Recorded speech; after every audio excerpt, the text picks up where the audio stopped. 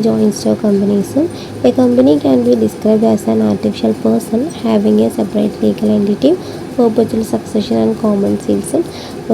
ഒരു കോമൺ സീലും ഒരു പെർപ്പച്വൽ സെക്ഷനും സെപ്പറേറ്റ് ലീഗൽ എൻറ്റിറ്റിയുള്ള ഒരു ആർട്ടിഫിഷ്യൽ പേഴ്സണെയാണ് നമ്മൾ പൊതുവെ കമ്പനി എന്ന് ഡിസ്ക്രൈബ് ചെയ്യാറ്.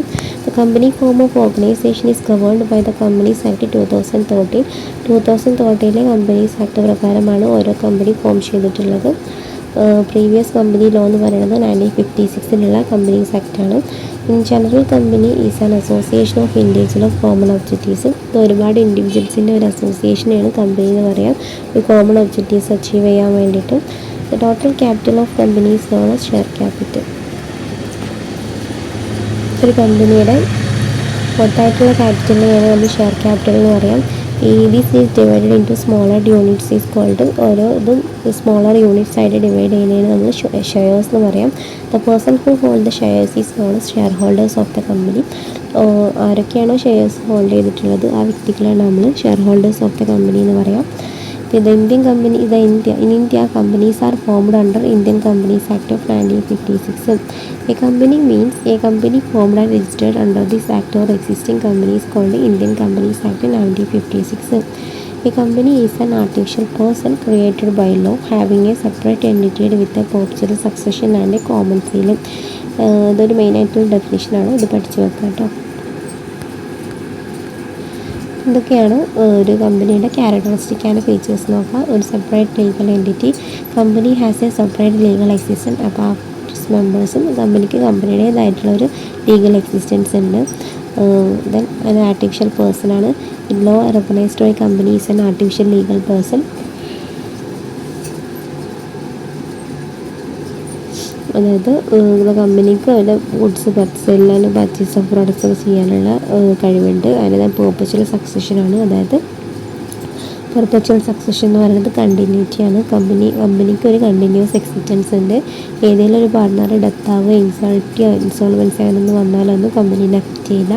ലിമിറ്റഡ് ലാബിലിറ്റിയാണ്. The liability of shareholders limited to the face value shares held by them. അവിടെ ഷെയർ ഹോൾഡേഴ്സിൻ്റെ ലാബിലിറ്റി എന്ന് പറയുന്നത് ലിമിറ്റഡ് ആയിരിക്കും. ട്രാൻസ്ഫറബിലിറ്റി ഓഫ് ഷെയർസും ഇവരുടെ കയ്യിലുള്ള ഷെയർസ് അവർക്ക് മറ്റൊരു പേഴ്സണിൽ നിന്ന് വേറൊരു പേഴ്സണിലേക്ക് ഷെയർ ചെയ്യാൻ പറ്റും. Separation of ownership from management. The board of directors are entrusted with the task of management, not the shareholders. The board of directors is selected by shareholders in democratic way. ഒരു democratic വേയിലാണ് board of ഡയറക്ടേഴ്സിനെ shareholders എല്ലാവരും കൂടിയിട്ട് select ചെയ്യാം. അതായത് ഓരോ ഷെയറിന് ഓരോ vote എന്നുള്ള നിലയിൽ. കോമൺ സീല് കമ്പനിക്കൊരു ഒരു കോമൺ സീൽ ഉണ്ടായിരിക്കും. ദെൻ കമ്പൽസറി രജിസ്ട്രേഷൻസ് 1956 അല്ലെങ്കിൽ 2013 ഇതിന് പ്രകാരം എല്ലാ കമ്പനീസും register ചെയ്തിട്ടുണ്ടായിരിക്കണം. The formation of a company is time-consuming, expensive and complicated process. It involves the preparation of several documents and legal formalities. അതായത് ഒരു കമ്പനി ഫോം ചെയ്യാൻ ഒരുപാട് ടൈം കൺസ്യൂമിങ്, എക്സ്പെൻസീവും കോംപ്ലിക്കേറ്റഡ് പ്രോസസ്സാണ്. ഇതെന്തൊക്കെയാണ് മെറിറ്റ്സ് നോക്കാം. ലാബിലിറ്റി ലിമിറ്റഡ് ആയിരിക്കും. ട്രാൻസ്ഫർ ഓഫ് ഇൻട്രസ്റ്റ്, അവരുടെ interest അവർക്ക് മറ്റുള്ളവർക്ക് ട്രാൻസ്ഫർ ചെയ്യാൻ പറ്റും. ഒരു പെർപ്പച്വൽ സക്സഷൻ ഉണ്ടായിരിക്കും, അതായത് കണ്ടിന്യൂറ്റി ഉണ്ടായിരിക്കും. സ്കോപ്പ് ഓഫ് എക്സ്പാൻഷൻ, ഇതിന് എക്സ്പാൻഡ് ചെയ്യാനും ഗ്രോത്ത് ചെയ്യാനൊക്കെ ഉണ്ട്.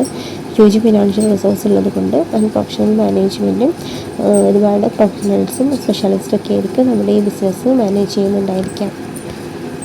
ഇനി എന്തൊക്കെയാണ് ലിമിറ്റേഷൻസ് നോക്കാം.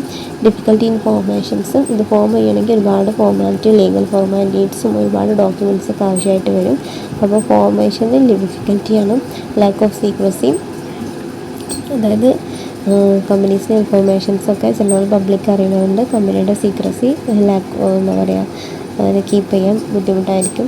ഇമ്പേഴ്സണൽ വർക്ക് എൻവയോൺമെൻറ്റ്, അതായത് ഓണർഷിപ്പും മാനേജ്മെൻറ്റൊക്കെ വ്യത്യസ്തമായതുകൊണ്ട് തന്നെ പേഴ്സണൽ വർക്ക് എൻവയോൺമെൻറ്റ് ഉണ്ടാവും.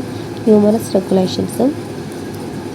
The functioning of a company subject to many legal cautions and compulsions. ഒരുപാട് ലീഗൽ ഫോർമാലിറ്റീസൊക്കെ ഫോളോ ചെയ്യാനുള്ളത് കൊണ്ട് റെഗുലേഷൻസ് അങ്ങനെ ഒരുപാട് പോളിസീസും റെഗുലേഷൻസും കോഡ് ഓഫ് കണ്ടക്റ്റൊക്കെ ഉണ്ടായിരിക്കും. Delayed decision making. Communication as well as approval of various proposal may cause delays, not only taking decision but also acting upon them. അതായത് ചില സമയത്ത് ഡിസിഷൻ മേക്ക് എടുക്കാൻ കുറച്ച് ഡിലേ വരാറുണ്ട്.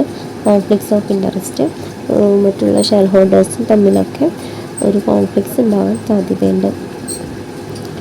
ഇനി നമ്മൾ കമ്പനിയിൽ തന്നെ രണ്ട് തരത്തിൽ വരുന്നുണ്ട്. പ്രൈവറ്റ് കമ്പനി വരുന്നുണ്ട് ആൻഡ് പബ്ലിക് കമ്പനീസ് വരുന്നുണ്ട്. പ്രൈവറ്റ് കമ്പനി എന്ന് വെച്ചാൽ private company means the company means restrict the right of members to transfer it shares. അവർക്ക് അവരുടെ ഷെയർസ് ഒന്നും മറ്റുള്ളവർക്ക് ട്രാൻസ്ഫർ ചെയ്യാൻ പറ്റില്ല. മിനിമം 2 വ്യക്തികളും മാക്സിമം 200 മെമ്പേഴ്സാണ് പ്രൈവറ്റ് കമ്പനിയിൽ ഉണ്ടായിരിക്കാം. Does not invite public to subscribe to share capitals. Necessary for private company to use the word private limited artist company. അതായത് നമുക്കൊരു പബ്ലിക് കമ്പനീനെ ഷെയർസ് മേടിക്കാൻ വേണ്ടിയിട്ടൊന്നും ഇൻവൈറ്റ് ചെയ്യാൻ പറ്റില്ല. ഈ പ്രൈവറ്റ് കമ്പനിയുടെ ബാക്കിൽ പ്രൈവറ്റ് ലിമിറ്റഡ് എന്ന് എന്തായാലും അറ്റാച്ച് ചെയ്തിട്ടുണ്ടായിരിക്കും. ഈ പബ്ലിക് കമ്പനി പ്രൈവറ്റ് കമ്പനി അല്ലാത്ത എല്ലാ കമ്പനിയും നമ്മൾ പബ്ലിക് കമ്പനി എന്നാണ് വിളിക്കാം. As per the Indian companies act public company on which it has 7 members, no limit on maximum numbers. അതായത് മിനിമം 7 നമ്പേഴ്സ് ആവാം, മാക്സിമം എത്ര വേണമെങ്കിലും ആവാം. Has no restriction of shares, അതായത് ട്രാൻസ്ഫർ ഷെയർസും ഇൻട്രസ്റ്റും ട്രാൻസ്ഫർ ചെയ്യാൻ ഒരു റെസ്ട്രിക്ഷനും ഇല്ല. Not prohibited from inviting the public to subscribe with shares. എന്താ പറയുക, സബ്സ്ക്രൈബേഴ്സിനൊക്കെ ഇൻവൈറ്റ് ചെയ്തിട്ട് നമുക്ക് ഷെയർസൊക്കെ കൊടുക്കാൻ പറ്റും, അതിനൊരു റെസ്ട്രിക്ഷനും ഇല്ല. Private company which is subsidiary for the public companies also treated as public company. Subsidiary കമ്പനീസിനെ പോലും നമ്മൾ പബ്ലിക് കമ്പനി എന്നാണ് ട്രീറ്റ് ചെയ്യാറ്. ഇതിൻ്റെ ഡിഫറൻസ് നമുക്കൊന്ന് നോക്കാം. നമ്പർ ഓഫ് മെമ്പേഴ്സ് പ്രൈവറ്റിൽ 2ഉം പബ്ലിക്കിൽ 7ആണ്. മാക്സിമം 200, ഇവിടെ no limit. Number of directors 2ആണ്, പബ്ലിക് കമ്പനിയിൽ 3ആണ്.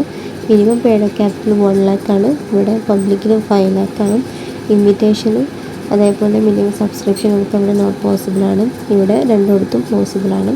ഇഷ്യൂ ഓഫ് പ്രോസ്പെക്ടസിൻ്റെ ആവശ്യം പ്രൈവറ്റിലില്ല, പക്ഷേ പബ്ലിക് കമ്പനിയിൽ അതിൻ്റെ ആവശ്യമുണ്ട്. കമൻസ്മെൻറ്റ് ഓഫ് ബിസിനസ് എന്ന് പറയുന്നത് ആഫ്റ്റർ ഇറ്റ്സ് ഇൻകോർപ്പറേഷനാണ്. After certificate of commencement certificate കിട്ടിക്കഴിഞ്ഞാലാണ് പബ്ലിക് കമ്പനി നിലനിൽക്കുക. ഷെയർ ഓഫ് ട്രാൻസ്ഫർ എന്ന് പറയുന്നത് പ്രൈവറ്റിൽ പറ്റില്ല, പക്ഷേ പബ്ലിക്കിൽ കുഴപ്പമില്ല. ഇതിൻ്റെ പ്രൈവറ്റ് കമ്പനിയുടെ ബാക്കിൽ പ്രൈവറ്റ് ലിമിറ്റഡ് എന്ന് പി ലിമിറ്റഡ് എന്ന് എഴുതിയിട്ടുണ്ടായിരിക്കണം. ഇതിൻ്റെ പബ്ലിക്കിൻ്റെത് വെറും ലിമിറ്റഡ് മാത്രമായിരിക്കും. ലീഗൽ ഫോർമാലിറ്റി കുറവായിരിക്കും. പബ്ലിക് കമ്പനിയിൽ ഒരുപാട് ലീഗൽ ഫോർമാലിറ്റീസ് ഉണ്ടായിരിക്കും.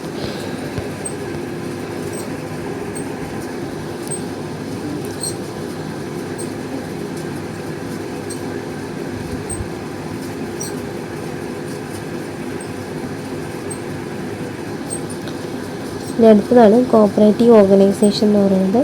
Cooperative society is a voluntary association of persons who join together with the motive of welfare of members. അതായത് വളണ്ടറിലി തീരുമാനിക്കുന്ന ഒരു സൊസൈറ്റിയാണ്, ഒരു ഫോം ഓഫ് ഓർഗനൈസേഷനാണ് നമ്മൾ കോപ്പറേറ്റീവ് സൊസൈറ്റി എന്ന് പറയുക. അതായത് ഒരുപാട് പേരാണ് കൂടി ചേർന്നിട്ട് അവർ പറയുകയാണ് മെമ്പേഴ്സിൻ്റെ വെൽഫെയറിന് വേണ്ടിയിട്ട് നമുക്കൊരു ഗ്രൂപ്പ് തുടങ്ങാമെന്ന് പറയുന്നതിനാണ് കോപ്പറേറ്റീവ് സൊസൈറ്റി എന്ന് പറയുന്നത്. Cooperative means work together. കോപ്പറേറ്റീവിൻ്റെ അർത്ഥം തന്നെ മീൻസ് ടു വർക്ക് ടുഗദർ എന്നുള്ള, ഒരുമിച്ച് വർക്ക് ചെയ്യുക എന്നുള്ളതാണ്. This is a form of organisation in which people of common interest come together to work to enhance their monetary benefits. അതായത് കോമൺ ഇൻട്രസ്റ്റ് ഉള്ള വ്യക്തികൾ ഒരുമിച്ച് കൂടിയിട്ട് വർക്ക് ചെയ്യുന്നതാണ് കോപ്പറേറ്റീവ് ഓർഗനൈസേഷൻ എന്ന് പറയാം. Cooperative organisation is a voluntary association of person for mutual benefit and aims to accomplished through self help and collective effort. The basis of cooperation is self-help through mutual help and motto is each for all and all for each. ഈ cooperative സൊസൈറ്റിയുടെ മെയിനായിട്ടുള്ളൊരു എന്താ പറയുക motto എന്ന് പറയുന്നത് each for all and all for each.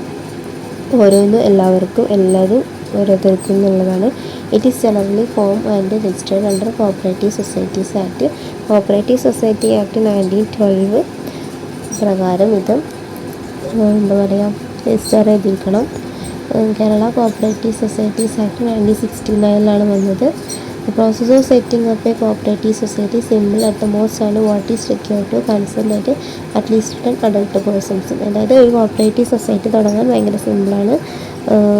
എന്തായാലും minimum 10 പേഴ്സണെങ്കിലും ഉണ്ടെങ്കിൽ നമുക്ക് ആർക്ക് വേണമെങ്കിലും തുടങ്ങാൻ പറ്റിയതാണ് കോപ്പറേറ്റീവ് സൊസൈറ്റി. എന്നൊക്കെയാണ് കോപ്പറേറ്റീവ് സൊസൈറ്റിയുടെ ഫീച്ചേഴ്സ് നോക്കാം. വോളണ്ടറി അസോസിയേഷൻ അതായത് സ്വമേധയാ ഒരു ഗ്രൂപ്പ് ഓഫ് മെമ്പേഴ്സ് കൂടി ചേർന്നിട്ടുള്ളതാണ് വോളണ്ടറി. ഇതാണ് ഒരു അസോസിയേഷനാണ് വോളണ്ടറി അസോസിയേഷൻ ഉദ്ദേശിക്കുന്നത്. ഓപ്പൺ മെമ്പർഷിപ്പ്, അതായത് പ്രത്യേകിച്ച് കാസ്റ്റിനോ സെക്സിനോ കളറിനോ ഒന്നും വ്യത്യാസമൊന്നുമില്ല, ആർക്ക് വേണമെങ്കിലും മെമ്പർഷിപ്പ് എടുക്കാം. ലീഗൽ സ്റ്റാറ്റഡ് കോപ്പറേറ്റീവ് സൊസൈറ്റിയിൽ എന്തായാലും നമ്മൾ കമ്പൽസറി ആയിട്ട് രജിസ്റ്റർ ചെയ്തിരിക്കണം. ലിമിറ്റഡ് ലാബിലിറ്റി എന്ന് പറയുന്നത് ലിമിറ്റഡ് ആണ്. കൺട്രോൾ എന്ന് പറയുന്നത് ഇനി cooperative society the power to take decision lies in the hands of an elected managing committee. ആരാണോ എലക്ട് ചെയ്തിട്ടുള്ള ഒരു മാനേജിങ് കമ്മിറ്റി നമ്മൾ തീരുമാനിക്കും, അതാണ് ആ വ്യക്തിയാണ് കൺട്രോൾ ചെയ്യുക. സർവീസ് മോട്ടീവും ഇവരുടെ മെയിൻ മോട്ടീവ് എന്ന് വെച്ചാൽ മ്യൂച്വൽ ഹെൽപ്പ് ആൻഡ് വെൽഫെയർ സൊസൈറ്റീസിന് മെറിറ്റ്സും ഈക്വാലിറ്റി ഇൻ വോട്ടിംഗ് റൈറ്റും, അതായത് എല്ലാവർക്കും ഒരേപോലത്തെ വോട്ടിംഗ് റൈറ്റ് ഉണ്ടായിരിക്കും. ലിമിറ്റഡ് ലാബിലിറ്റിയും, ഓരോ മെമ്പേഴ്സിനും ലാബിലിറ്റി ലിമിറ്റഡ് ആയിരിക്കും. സ്റ്റേബിൾ എക്സിസ്റ്റൻസും, death, insolvency or insanity of the members do not affect the continuity of operating society. അതായത് ഒരാളുടെ ഡെത്തോ എന്തെങ്കിലും ഇൻസോൾവൻസി ആകുക, അതായത് ഇൻസാനിറ്റിക്ക് എന്തെങ്കിലും സംഭവിച്ചാൽ കൂടെ അതിൻ്റെ കണ്ടിന്യൂറ്റിക്ക് ഒരു കുഴപ്പമുണ്ടാവില്ല. Economy in operations, as focuses on elimination in middlemen, this helps in reducing cost കുറക്കാൻ ഹെൽപ്ഫുള്ളാണ്. ദെൻ സപ്പോർട്ട് ഫ്രം ഗവൺമെൻറ്റിൻ്റെ കയ്യിൽ നിന്ന് സപ്പോർട്ട് കിട്ടുന്നുണ്ട്, അതായത് ലോ ടാക്സസ് ആയിട്ടും സബ്സിഡി ആയിട്ടും ലോ ഇൻട്രസ്റ്റ് ആയിട്ടും ലോണൊക്കെ കിട്ടുന്നുണ്ട്. എന്തൊക്കെയാണ് ഡീമെറിറ്റ്സ് നോക്കാം. ലിമിറ്റഡ് റിസോഴ്സസ്, അതായത് ഇവരുടെ കയ്യിലുള്ള റിസോഴ്സസ് എപ്പോഴും ലിമിറ്റഡ് ആയിരിക്കും. ദെൻ ഇൻഎഫിഷ്യൻസി ഇൻ മാനേജ്മെൻറ്റ്, അതായത് ഒരുപാട് എക്സ്പേർട്ടൈസ്ഡ് ആയിട്ടുള്ള സ്കിൽഡ് ആയിട്ടുള്ള വ്യക്തികളൊന്നും ഇല്ലാത്ത കാരണം ഇവരുടെ എഫിഷ്യൻസി ഇൻ മാനേജ്മെൻറ്റ് കുറവായിരിക്കും. Lack of secrecy, it is difficult to maintain secrecy about the operation of the cooperative society. Government കൺട്രോളും ഇവർക്ക് സ്വന്തമായിട്ടൊന്നും ചെയ്യാൻ പറ്റില്ല, ഇവർക്കൊരു ഗവൺമെൻറ് കൺട്രോൾ ഉണ്ടായിരിക്കും.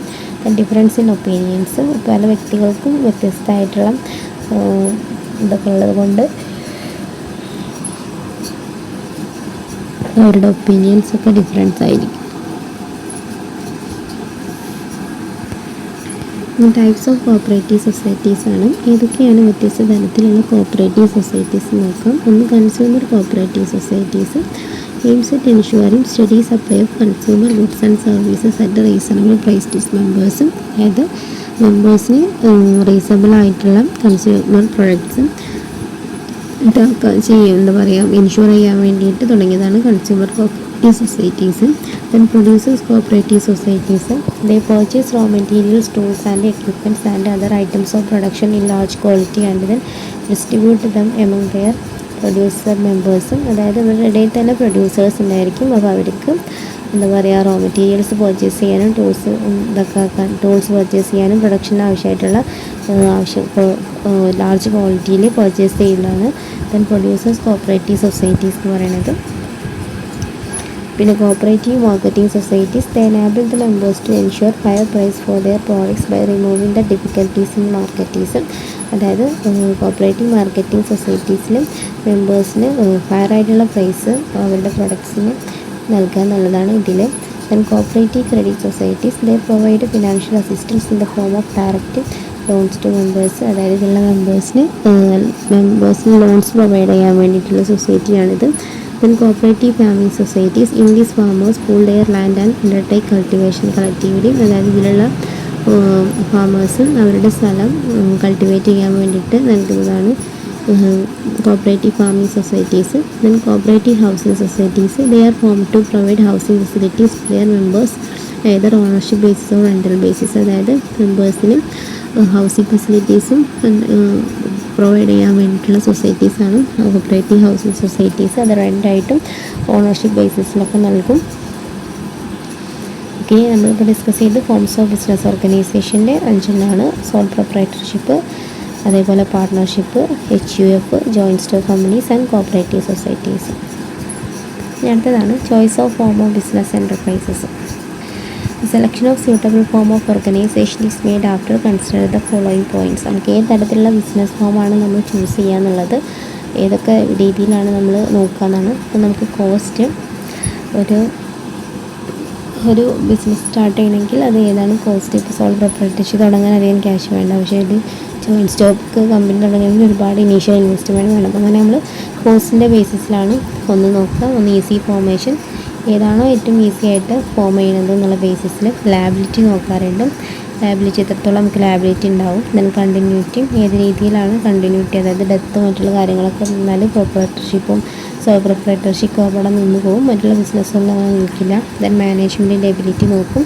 നല്ല പ്രൊഫഷണൽ ആയിട്ടുള്ള മാനേജ്മെൻറ്റിനൊക്കെ നമ്മൾ സെറ്റ് ചെയ്യണം. ക്യാപിറ്റൽ, അതായത് ഒരു സംഭവം തുടങ്ങുമ്പോൾ അതിൻ്റെ ക്യാപിറ്റൽ ഒരുപാട് നമ്മൾ ഇൻവെസ്റ്റ് ചെയ്താൽ എന്താ പറയുക നല്ല രീതിയിൽ ബിസിനസ് നടക്കുള്ളൂ. Then degree of control, direct control over operations and decisions ഡെക്യൂർഡ്, അതായത് നമ്മൾ എപ്പോഴും നമ്മളൊരു കൺട്രോൾ ഉണ്ടായിരിക്കണം ബിസിനസ്സിൻ്റെ മുകളിലും. ദെൻ നേച്ചർ ഓഫ് ബിസിനസ്, ഇപ്പോൾ ഏത് തരത്തിലുള്ള ബിസിനസ്സാണ് നമ്മൾ തുടങ്ങുന്നത്, അതായത് സ്മോൾ ആണോ ബിഗ് ആണോ ലാർജ് ആണോ അങ്ങനത്തെ കാര്യങ്ങളൊക്കെ നോക്കിയിട്ട്. ഓക്കെ, ഇവിടെ മൊത്തം 5 ഫോംസ് ഓഫ് ഓർഗനൈസേഷൻ്റെയും ഇതൊക്കെ സിമ്പിളായിട്ട് കൊടുത്തിട്ടുണ്ട്. അപ്പോൾ ജസ്റ്റ് അതൊന്ന് വായിച്ചു നോക്കുക.